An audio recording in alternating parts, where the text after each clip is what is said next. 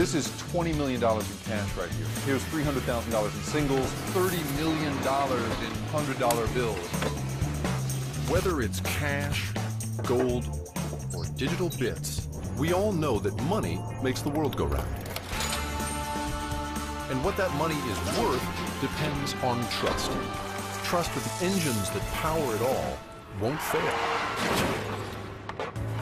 I'm Jake Ward, and for the first time, National Geographic is going to take you inside the system.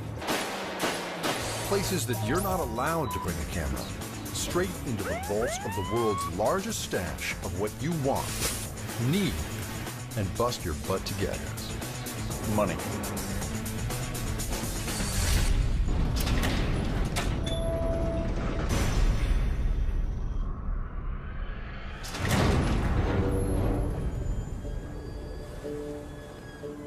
One of the places that truly controls money is the Central Bank of the United States, the Federal Reserve. They count it, store it, move it, inflate it, deflate it, destroy, stabilize, lend, and buy it, and make a profit off of it. But above all, they protect it. And it's not just cash. For over 80 years, armored vehicles have navigated Manhattan's narrow streets, carrying millions and sometimes billions in gold deposits in and out of the one Federal Reserve Bank trusted enough to guard almost 1/4 of the world's entire gold supply. You heard it right. Nearly 25% lives here at 33 Liberty Street.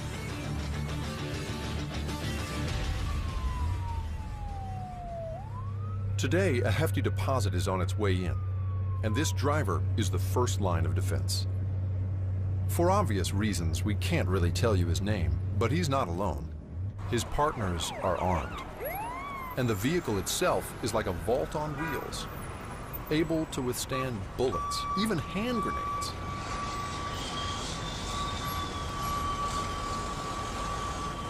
Delivery is a well-choreographed and deadly serious exchange between the driver and the Federal Reserve's police force.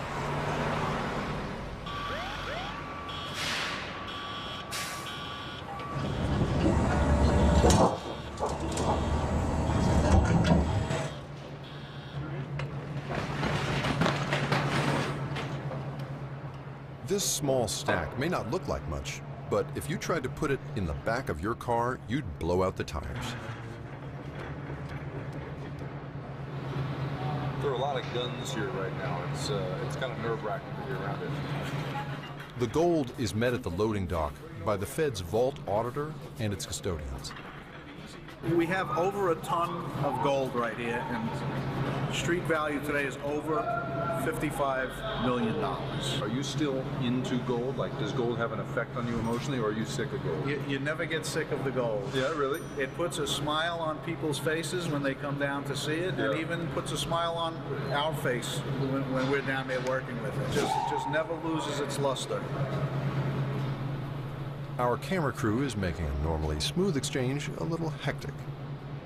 They're obviously a little nervous about it because this is a first. There's not a lot of hanging out with the gold just sitting here. After sorting out who's allowed to go inside with the cameras, they get down to the business of making the deposit.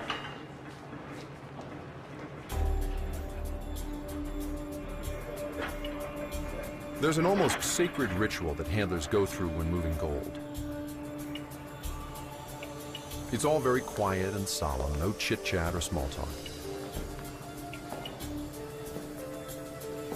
The armored truck company's drivers are fully responsible for the gold as they descend 80 feet below street level to the world's largest underground gold vault.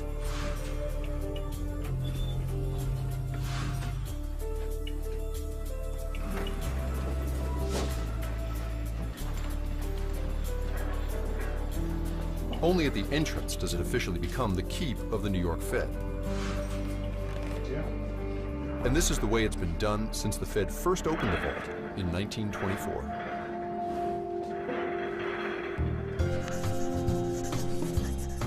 The New York Bank is one of 12 that make up the Federal Reserve System.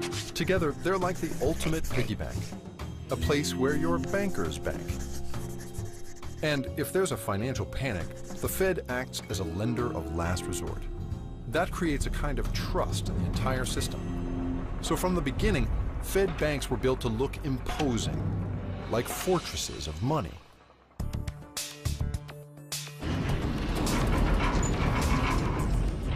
The New York Fed's vault rests on bedrock to handle the weight of the gold. Engineers dreamed up an ingenious way to guard it. A 90-ton steel cylinder that revolves vertically in a 140-ton steel and concrete frame. When it rotates, it drops 3/4 of an inch to create an air and watertight seal. No one person is given all of the combinations or keys to the various locking systems, so someone is always watching.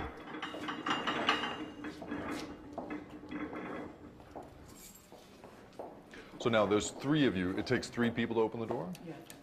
I see. 2 vault custodians and an auditor.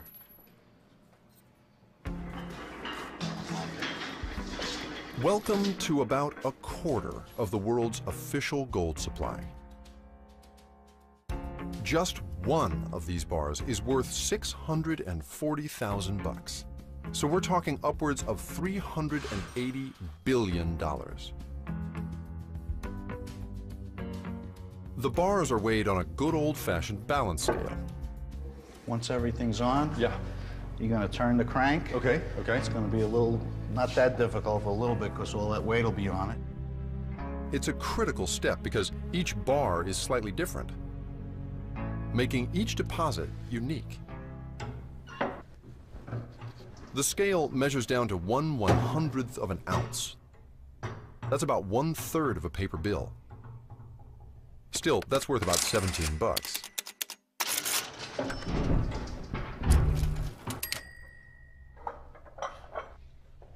Ron here has stood as guardian of the gold for 40 years.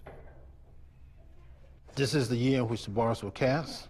This is the purity, and this is the maker of the bar, the assayer, and this is a serial number. Each bar has to have its own serial number.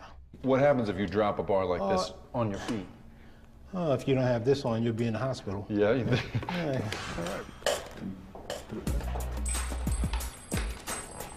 All right, so I'm about to pick up $640,000. That is a life-changing sum of money. Whoa, whoa. It is so much heavier than you think it's gonna be. Gold is very dense. Wow. So whose gold are we handling right now? Country, central bank. Do you know? I mean, can we tell from looking Oh, at no, this? we can't tell. You can't tell me? No. I see. There are rules about that kind of thing. The Fed's discretion and intense security are so trusted that few depositors have ever even asked to see if their gold is still here. So let's say that, you know, one of these bars got out of the vault, God forbid, and out into the street, and somebody melted it down. Would there be any way of identifying this gold again? Not if they melted it down. No. But if they tried to sell it like this here, they would find out. For thousands of years, people used gold as money. And why not? It's shiny, it's pretty, and like the man said, once you melt it down, it's untraceable. Or put another way, it's the perfect recyclable money.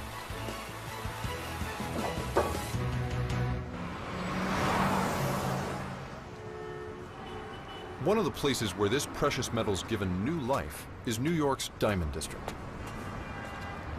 On these 2 blocks of New York, $24 billion in cash changes hands every year. We've negotiated access to get behind the storefronts to see how everybody from low-end street dealers to high-end brokers are dealing in gold.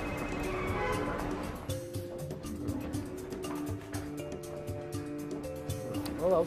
Hello, how you doing, sir? Very good. Alexander Rogovsky has a hefty chunk of that $24 billion inside his bag. Selling today? Got some gold, got some silver bar. He has gold to sell. a lot of it, and he's about to find out what it's all worth. So I was wondering if you can tell me what I can get for this. Надо что, пускай тянут, реально пускай скажут сумму. Когда если, послушай, если они 14 берут, пускай тянут и 3 недели. Is this 14? Dmitry Nezhinsky is one of hundreds of brokers who work New York's gold district. Business is booming. When there's a financial crisis, people tend to look for security in gold. Here is 18 karat. Yeah, it goes up and down, but now it's better than other times because it just came up from 1,500, so you're selling it at the right time. In 2010 alone, the price of gold hit record highs 22 times. We pay top dollar for your gold. The gold comes in from all walks of life, so it helps that Dmitry can speak 5 languages. You come back here, okay? Some dates are there, 48, $14,064 for 14 karat gold. Then you have 10 karat gold. I can give you $1,800 for that. The coin, this coin is the pure gold, right? So this is $20,900. I'll give you $11 difference, so you can come back to us. Thank you very much.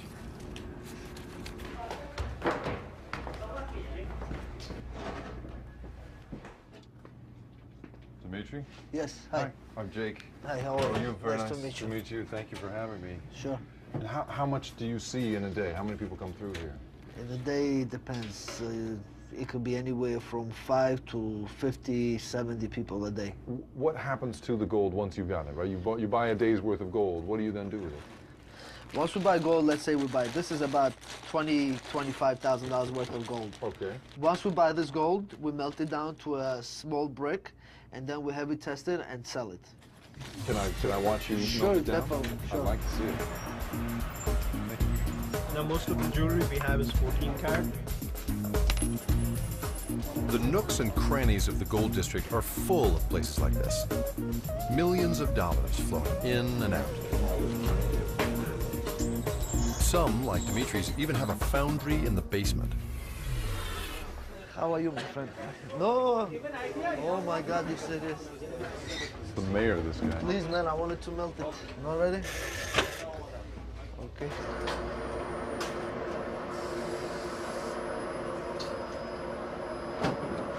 It's kind of an amazing thing, right? This is, people's memories, their treasured heirlooms. Some of it was in the ground 1,000 years ago, some of it was a pair of earrings 1,000 years ago, and now it's all been melted back down again, and someday it will be somebody else's heirloom. It's crazy how liquid this really is.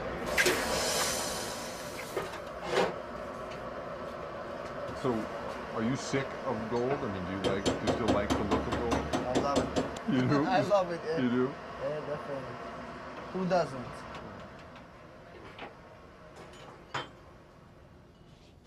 The gold that leaves here is recast and reborn as another person's treasure, continuing to make money along the way. And sometimes that treasure is a lot closer than you think. Every couple of hours, trillions of dollars change hands. All that money used to be backed by gold, but not anymore. Today, our buck is backed by a promise from the U.S. government. The fact that it all works based on trust alone is simply taken for granted.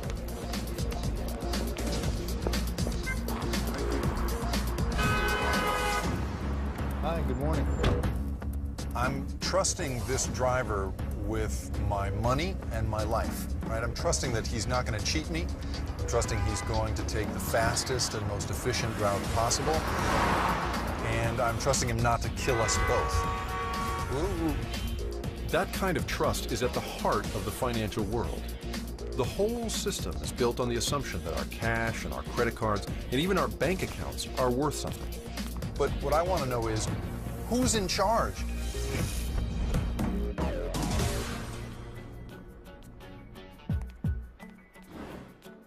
I've come to Washington, D.C. to meet the head of the entire Fed system. He's been dealt some of the most difficult cards in the history of finance. You said that Mr. Bernanke just happens to be the most powerful nerd on the planet. The Fed that was responsible for this, sure, the Fed played a role. Federal Reserve Chairman